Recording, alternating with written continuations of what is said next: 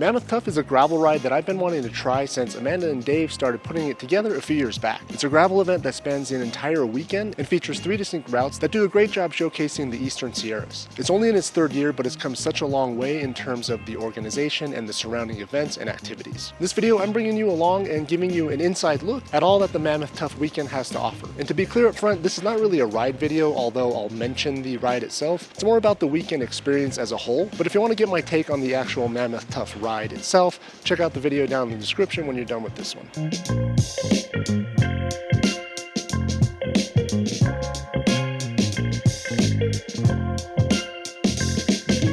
Now, while the main gravel rides aren't until Saturday, the Friday before is actually pretty full with activities as well. By late Friday morning, the expo was getting set up in the village, and there were a couple of ShakeOut rides going on as well. Now, I joined up with Zach from Gravel Bike California and the guys over at Thank Gravel It's Friday for a quick 15-mile preview of Saturday's main event. Now, on paper, the ride was pretty mellow, 15 miles with 1,000 feet of climbing or so, but I was immediately humbled when we hit the first gravel section, which is a different beast than the typical fire roads that we have in SoCal.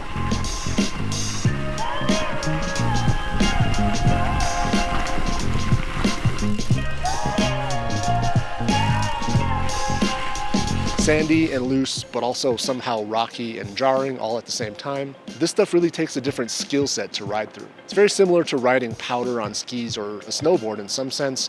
You've got to really try and relax and not fight the bike. Staying light on the handlebars and pedaling through the deepest sections to maintain momentum was a key for me. A quick road descent followed by some winding single track rounded out the ride. And by the end of it, I had a much better sense of what to expect on Saturday. Although I can't say I was any more confident. If anything, I was reminded of how challenging this terrain can be. Back at the village after the ShakeOut ride, there's a mini expo with a few vendors showing off their stuff. And of course, the infamous Mammoth Buff beer mile takes place in the afternoon as well. 3, 2, 1, go!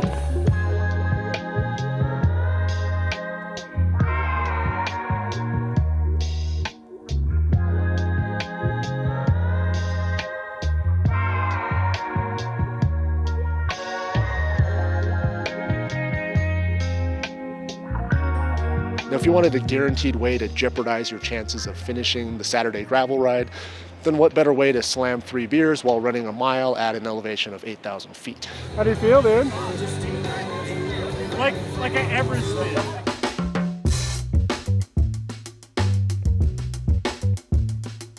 Now, one of the things I appreciate most about the Mammoth Tuff ride is the care and effort that Amanda and Dave put into the event. At the riders meeting, they covered a ton of information, which helps the riders stay safe and encourages the riders to be respectful and courteous participants. The rider's guide that they publish is also extremely detailed and really helps anxious riders calm down and get everything in order so that they just need to focus on the riding. And all of this happens before the main gravel events even start. On Saturday, things get a little bit more serious. The morning is chilly and hundreds of riders gather in the Mammoth Village and make last-minute adjustments and get ready for the long miles ahead. There's a palpable excitement in the air, or maybe it was just my own projected anxiety, but either way, the people all seem to be in a more focused headspace. The long route starts first, followed by the medium route, and last the short route. Now, I opted to try the medium course, which is definitely no joke.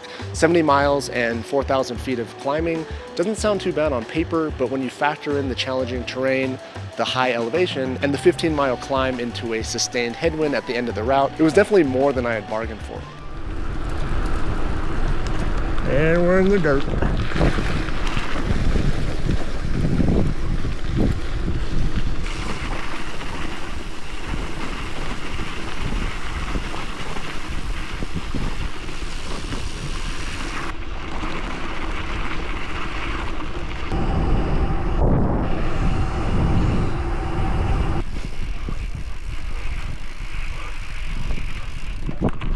For me, I was just happy to finish, and although pretty much everything hurt, I did feel accomplished when I rolled across the finish line. Now, after the rides, there's still stuff going on in the village as well. This year there was a DJ playing music on the main stage, and tired cyclists flooded the surrounding restaurants for post-ride food and drinks. Now, Sunday morning is mostly for packing up and going home, but there's also a pretty massive raffle to close things out. This year the prizes totaled something like $20,000 and included frame sets from Niner and Shimano electronic group sets. Pretty wild, and it's not a huge number of cyclists, so in theory your chances of winning are pretty good, although I didn't personally win anything. And with all the Mammoth related activities going on, it's unlikely that you'd have a ton of extra time, But if you do happen to find yourself with some spare time, the town of Mammoth has tons of activities and entertainment. For instance, on Friday after the ShakeOut ride, I took the free Mammoth shuttle to the lake's basin and met my wife and kids for a picnic lunch and some playing around the lake.